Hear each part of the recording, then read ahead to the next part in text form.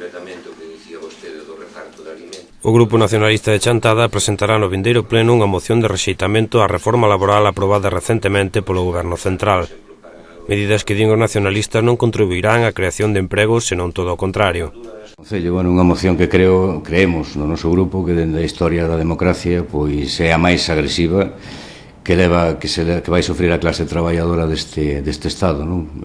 A parte, estamos a ver todos os recursos que están habendo en gasto público, incluso no sistema de benestar, incluso se están poñendo en dúbida a universalización por da sanidade ou da educación. Pois, creemos que é importante que podamos polo menos falar deste tema no pleno do Concello, non? Unha reforma laboral, din os nacionalistas, que propón o abaratamento do despido, a reducción de salarios e a destrucción dos dereitos laborais.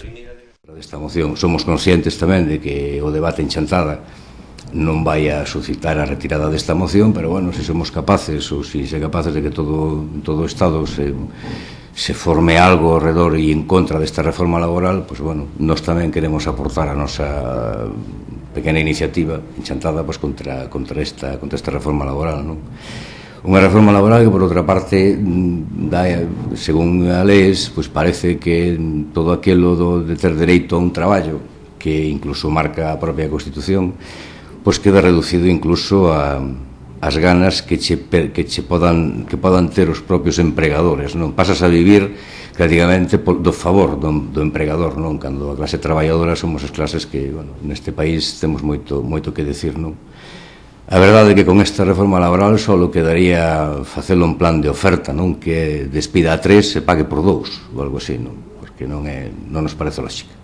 Razóns que esgrimirán no pleno e coas que solicitarán o apoio do resto da corporación local para instar a que o Goberno do Estado proceda á derogación da norma. Tamén pedirán á corporación a creación da Comisión de Emprego e Participación Veciñal, moción que será presentada no pleno ordinario correspondente ao mes de marzo, que está previsto se celebre o vindeiro luns día 5. Para xuntarnos todos e empezar a ver